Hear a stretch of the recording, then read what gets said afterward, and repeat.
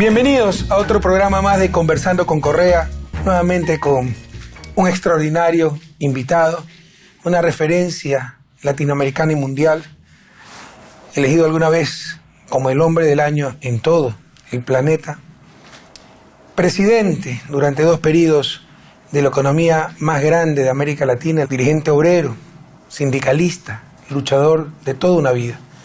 Por supuesto me refiero a ese querido amigo Ignacio Lula da Silva. Bienvenido, Lula, muchas gracias por aceptar la invitación. Es un enorme placer, Rafael, poder estar conversando contigo. Y Lula, pese a que ninguna democracia latinoamericana se puede considerar ejemplar, lo digo con dolor, porque sobre todo pues para nuestras élites las democracias sirven mientras no haya el peligro de que cambien algo. El momento en que puedan cambiar algo, se olvidan de la democracia, derechos humanos, constitución, etc. Pero en los últimos años, con los problemas de toda democracia de un país en vías de desarrollo, por importante que sea, ¿no? Brasil forma parte de los llamados BRICS. Había algo de estabilidad democrática, algo de institucionalidad, con por supuesto los altibajos de siempre, el problema de color de Melo, etc. Y más aún, desde que en el 2002 tú ganaste la presidencia de la República y empezó el gobierno de los partidos de trabajadores, 2 periodos del 2002 al 2010, Lula, y del 2010 al 2016, Dilma. Progresó muchísimo Brasil en lo económico, tu programa de hambre cero, ejemplo mundial de reducción de la pobreza, de políticas sociales, pero también de institucionalidad, de estabilidad democrática. Brasil tenía un liderazgo a nivel mundial, defensor de los derechos humanos, defensor del sur global. Y como que si todo ha cambiado en los últimos años. Destituyen a una presidenta legítima, sea un golpe parlamentario o judicial. Se ven las más grandes contradicciones. Te persiguen a ti, rompiendo todo principio jurídico, todo derecho humano. A Dilma se la defenestró basados en calumnias que luego se evidenciaron que no eran verdad, pero ya estaba fuera de la presidencia y por el contrario, se descubren redes de corrupción donde están implicados dirigentes actuales, las más altas esferas del gobierno, y en ese caso prácticamente no pasa nada. ¿Qué sucede con nuestro querido Brasil? ¿Hacia dónde va Brasil? Mira, Rafael, es importante recordar a los telespectadores que Brasil lo tiene todo, o tenía todo, para estar consolidando su democracia. Solo para que te hagas una idea, cuando dejé la presidencia, el 31 de diciembre del 2010, según las encuestas de opinión, el 87% de los encuestados evaluaron mi presidencia como buena o excelente, el 10% como regular y el 3% como mala. Fue la evaluación más alta de un gobierno en un país democrático del tamaño de Brasil. Y conseguimos elegir a Dilma, que nadie creía que era posible elegir, la primera mujer presidente de Brasil. Todo empezó muy bien hasta que empezaron las manifestaciones del 2013, que yo creo que empezaron, junto con la primavera árabe, un proceso de desintegración de las democracias existentes en algunos lugares. Lo que pasaba entonces, en mi opinión, era que Brasil estaba en una posición privilegiada. Formaba parte de los BRICS. Era uno de los exponentes de los BRICS. Se había convertido en un protagonista internacional. Y creo que los estadounidenses no estaban acostumbrados a ver cierta independencia por parte de América Latina.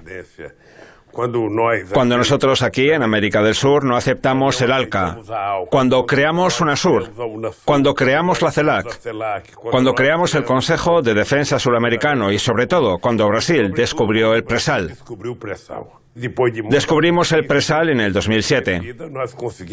Nosotros, después de mucha investigación y con muchas inversiones, conseguimos encontrar petróleo, el mayor pozo de petróleo del siglo XXI. No se sabe si existe otro pozo así, a casi 7.000 metros de profundidad. Son 2.000 metros de agua, después 3.000 metros más de tierra, luego 2.000 metros de sal y debajo de todo aquello está el petróleo. Creamos una ley para regular el petróleo que dice que el petróleo volvería a ser propiedad del pueblo brasileño y las multinacionales debían pagar cuanto quiera al gobierno. Y el 75% de las regalías del petróleo estaban destinadas a las inversiones en educación, ciencia y tecnología y salud. Eso fue algo que la élite brasileña nunca ha aceptado, que nunca han aceptado las multinacionales petroleras, y nosotros lo logramos.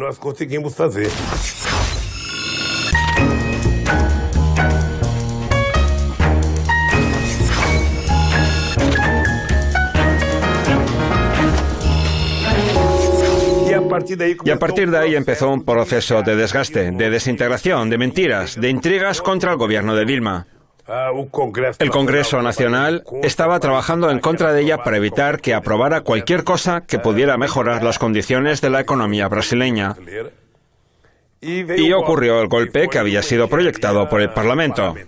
Yo luego empecé a entender que no tenía ningún sentido que me dejaran ser candidato en el 2018, porque el hecho de haber destituido a Dilma no podía permitir que yo volviera 2 años después de su destitución.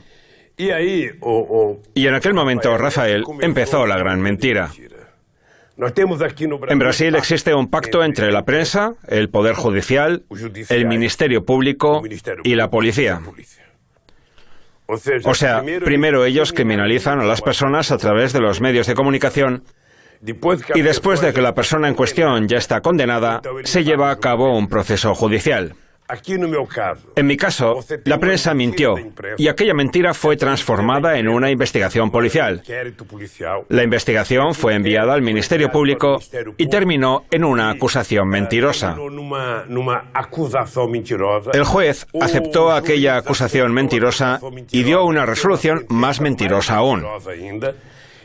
Después se pasó a juzgarme a una corte de segunda instancia y así se consolidó la mentira. Y la mentira fue así. Hay que evitar que Lula pueda volver a ser candidato a la presidencia en Brasil. ¿Por qué? Porque todas las encuestas de opinión pública, todas ellas, demuestran que tengo amplias posibilidades de ganar las elecciones en Brasil en la primera vuelta. Lo que ellos no consiguen entender es por qué todas esas acusaciones en contra de Lula no consiguen hacer a Lula desaparecer de la política. Porque cualquier político, en mi lugar, desaparecería y se escondería. Pero yo decidí enfrentarlos. Debo enfrentarlos porque para mí, que nací en una región muy pobre de Brasil, donde la gente, si no muere de hambre antes de cumplir 50 años, se hace muy resistente, para mí el honor es una cosa que vale mucho. El carácter es una cosa que vale mucho más. Y yo estoy luchando por defender mi honor, mi carácter, y para decir que no es posible que yo me rinda ante las mentiras de quien quiera que sea en este país. Es por eso que decidí enfrentarme a todo eso. Mi partido quiere que yo sea candidato, está postulando mi candidatura y yo estoy listo para ser candidato y para ganar las elecciones. Es posible recuperar la economía de Brasil.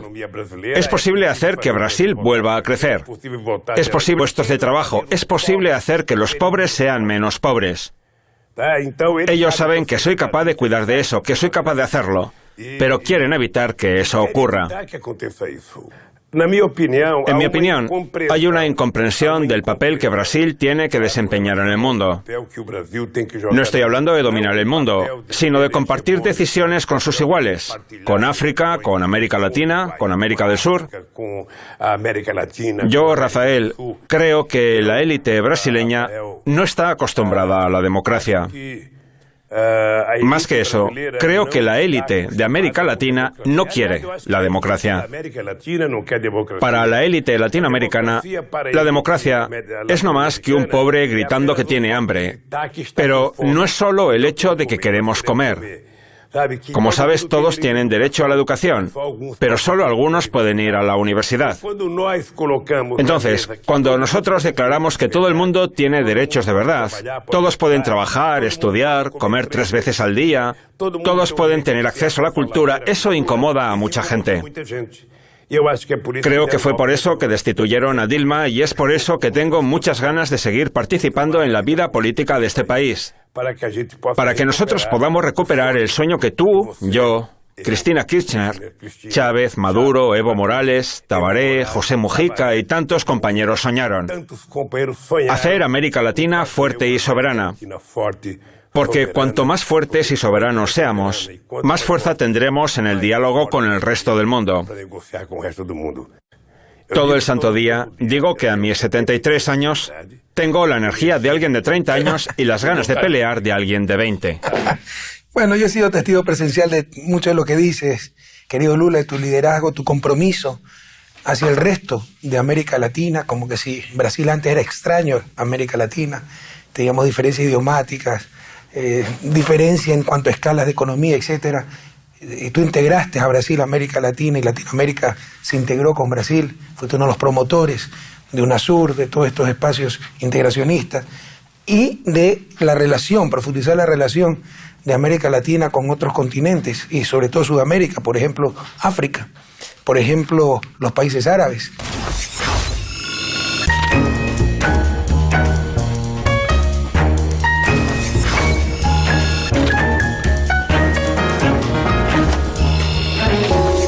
La primera vez, bueno, la segunda vez que te conocí fue cuando era todavía ministro de Economía y Finanzas del Ecuador 2005, en la cumbre Sudamérica, Países Árabes, allá en Brasil. La primera, tú no te vas a acordar, pero fue como estudiante. Después de tu primera campaña electoral visitaste... Sí que me acuerdo. Nos sentamos en la mesa redonda y conversamos. Y me impresionó mucho cuando te preguntaron qué es lo más importante que hay que hacer. Y un dirigente sindical, un obrero, dijo educación, ¿no? Y eso me abrió mucho los ojos. En todo caso, Lula, los logros fueron extraordinarios. Por eso es más desconcertante el rumbo que han tomado las cosas. ¿Cómo puede cambiar todo tan rápido? ¿En qué fallamos? ¿Qué hicimos mal para que se pueda desestabilizar un país como Brasil?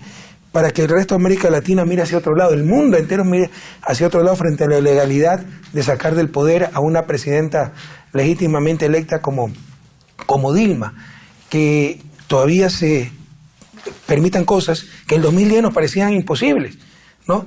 Por ejemplo, todo lo que se ha vivido después de la salida de Dilma, los casos de corrupción que los ha tratado de tapar el Congreso, el Senado brasileño. En un país, en otros países, cuando un presidente tiene hasta videos, grabaciones que lo comprometen en casos de corrupción, y en lugar de permitir la investigación, sus aliados en el Congreso tapan eso, evitan esa investigación, a la final lo logran. Pero esos congresistas nunca más van a salir electos. En Brasil parece que no sucede nada. Rafael, toda la legislación que ha fortalecido la regulación para investigar la corrupción y el blanqueo de dinero la hizo el Partido de los Trabajadores. La corrupción siempre ha sido un instrumento utilizado por la derecha para intentar atacar a la izquierda. Así fue durante la construcción del nazismo. Así fue durante la construcción del fascismo. Así fue aquí en Brasil cuando se suicidó Getúlio Vargas. Fue por esa razón que Perón tuvo que huir de Argentina, porque la denuncia de corrupción es para destruir moral y éticamente a los oponentes. Sabes que la élite brasileña nunca ha aceptado el hecho de que yo haya optado a favor de América del Sur. Brasil era un país que estaba de espaldas a América del Sur. No miraba hacia África, sino que miraba directamente hacia Estados Unidos y la Unión Europea. Yo decidí cambiar eso. Nosotros en Brasil tenemos un complejo de inferioridad. Todo lo que pasa en Estados Unidos es bueno.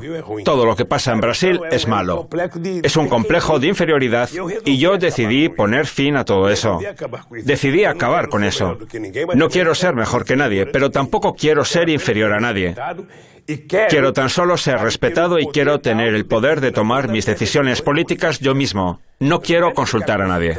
Nos ve el mundo entero, Lula, y puede ser que parte de la audiencia, sobre todo no latinoamericana, esté sorprendida de tus conceptos sobre las élites latinoamericanas. Lo comparto totalmente. Aquí yo no puedo ser neutral, pero eso no nos impide ser objetivos. Y objetivamente, una de las causas del retraso de América Latina son las clases élites que nos han dominado. Élites para las cuales la democracia sirve mientras no cambie nada. Empieza a cambiar algo y cualquier cosa hacen para acabar con la democracia. Élites que van a apoyar un gobierno, a tolerar un gobierno, si es que le dan mejores colegios a los hijos de sus empleadas domésticas. Pero el rato en que ese gobierno quiere darle el mismo colegio que a sus hijos, son capaces de matar al presidente. ¿Sí?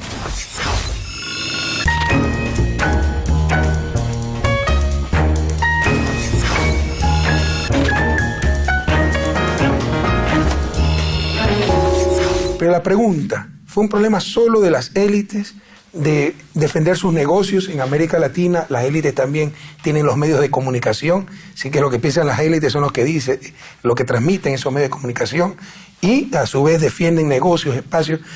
¿Fueron las élites brasileñas o hubo injerencia también internacional, problemas de geopolítica, etcétera, países hegemónicos que han intervenido en el problema interno de Brasil? Estoy convencido de que hay un vínculo entre los intereses de la élite brasileña y los de la élite extranjera, sobre todo la de Estados Unidos.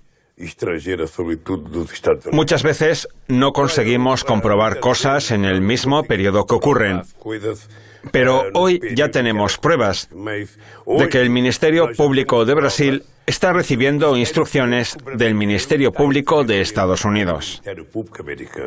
Están interfiriendo porque tienen interés en procesos en contra de Petrobras. Los accionistas minoritarios de la Bolsa de Nueva York creen que perdieron dinero en Brasil cuando nosotros no aumentamos el precio del gas ni el precio de la gasolina. Creen que sufrieron pérdidas y decidieron que debían recuperar aquel dinero por vía judicial y ahora están ganando el proceso contra Brasil. Entonces, hay una combinación de intereses de la élite de países como Estados Unidos y los de la élite brasileña. Pero lo más grave es, yo, por ejemplo, creo que nosotros también hemos cometido errores. Es importante que sepamos que tanto yo como Dilma hemos cometido errores. Nuestro partido ha cometido errores. No debíamos haber perdido la votación en el Parlamento por la destitución de Dilma. Era muy difícil para la oposición conseguirlo y yo creo que nos faltó firmeza. Tal vez no jugamos de la forma apropiada para no permitir la destitución de Dilma. Pero, de todos modos, hay una cosa aún más grave, y es el comportamiento de los medios de comunicación. Se comportan como si fueran un partido político. Hacen política por la mañana, por la tarde y por la noche. Todos los días. Digo que los medios de comunicación se preparen, porque voy a crear una nueva regulación sobre ellos y voy a democratizar los medios de comunicación en Brasil. Como tú bien dices, son actores políticos tiempo completo, y cuando tú le respondes políticamente, dicen que es atentado a la libertad de prensa. Y así, pues, con su propaganda envuelven al país y al mundo, ¿no? Porque tienen poderosos aliados, en otras partes no se entiende la clase de prensa que tiene América Latina. Pero, Lula, ¿no crees que hubo una política deliberada de países hegemónicos? Hablemos, claro, de Estados Unidos contra el Partido de los Trabajadores, contra los gobiernos progresistas, sobre todo en Brasil.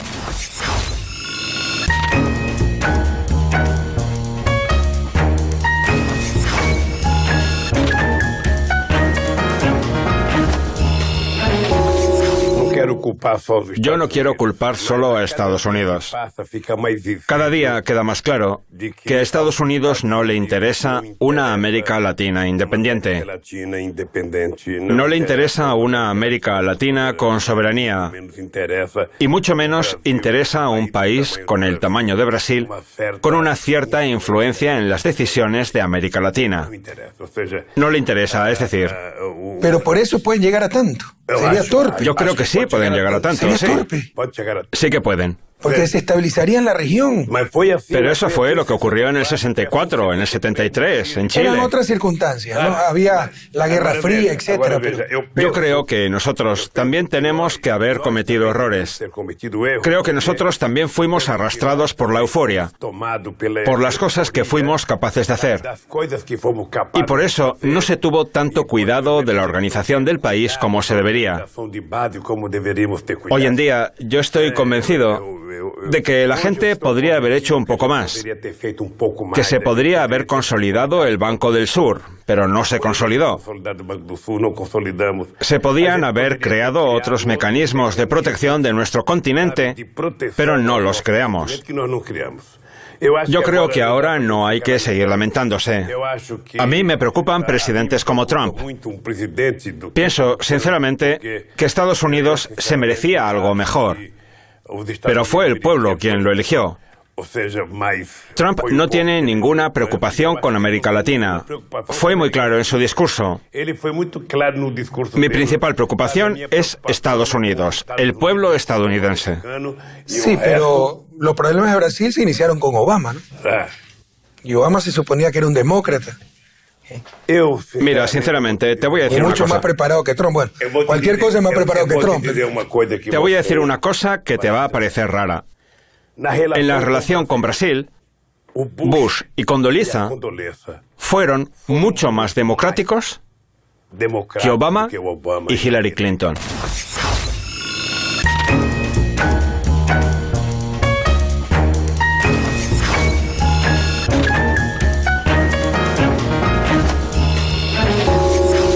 Estoy claro en eso. Obama era una persona, es una persona muy simpática, pero en esencia la política exterior hacia América Latina no cambió, excepto el caso de Cuba. Pero con Venezuela fue terrible, por ejemplo. Un día un personaje estadounidense importante me dijo: Lula, el problema de Obama es que es extraordinario en su discurso, pero parece que olvida todo al día siguiente. Parece que no se acuerda de lo que dijo. Porque es verdad, es fantástico en su capacidad de hacer discursos sobre asuntos importantes. Pero luego las cosas no se hacían. Incluso Cuba, Guantánamo, tenía que haberla cerrado. Después de andar ofreciendo presos políticos para América Latina, de ofrecer presos políticos para Uruguay, de ofrecer presos políticos de Guantánamo para Brasil, sinceramente, los norteamericanos nunca tuvieron interés en colaborar con América Latina. Volviendo un poco atrás, Lula, la desestabilización que hubo en Brasil, el claro golpe parlamentario, casi judicial, después exoneraron a Dilma de todo, iniciado pues con ese ataque mediático, linchamiento mediático para destruir el apoyo de la presidenta de la República. Es todo un libreto. Ese libreto se está aplicando en varias partes de América Latina, con sus matices. O sea, la lucha política no puede llegar a esos niveles. Entonces hay una nueva estrategia de destruir, además a los líderes progresistas, porque de repente tú ves a un Temer filmado, conversando, casos de corrupción, y no dan paso a la investigación en el Congreso. Y te insisto, si eso sucediera en un país como Ecuador, ese congresista nunca más va a ser reelecto. Pero parece que en Brasil no pasa nada. Entonces, ¿qué hacer frente a esta situación? Nosotros hemos hablado mucho de esto en el Partido de los Trabajadores. Y creo que ahora en las elecciones del 2018 vamos a tener que preparar nuestro discurso para dejar bien claro a la sociedad brasileña qué es lo que nosotros queremos que ocurra en Brasil. Primero tenemos que dejar bien claro que nosotros vamos a hacer cambios en todo aquello que aprobó el gobierno golpista. Vamos a recuperar muchas cosas que habían sido destruidas. Vamos a organizar una campaña para hablar de la convocatoria de una nueva Asamblea Nacional Constituyente en Brasil. En tu plan estaría una Asamblea Nacional Constituyente. La Constitución de Constituyente. 1988 ya ha sido destruida, ya no existe. Ya han hecho 500 enmiendas. Por eso haremos una campaña para demostrar que el pueblo tiene que elegir a diputados comprometidos con determinadas banderas de lucha.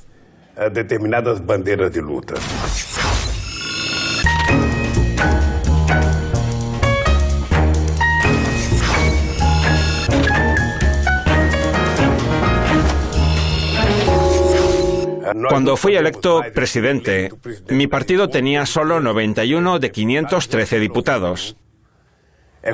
Es casi humanamente imposible gobernar si uno debe negociar cada palabra. Por eso ahora creo que tenemos que aprovechar todo lo malo que ha pasado en Brasil para intentar mejorar y politizar mejor la sociedad brasileña. Una última pregunta un poco dura. Aquí hubo un Getúlio Vargas, ¿no? Décadas presidente de Brasil, que cuando fue acorralado por la prensa, por los grupos de poder, acusándole de corrupción, prefirió pegarse un tiro.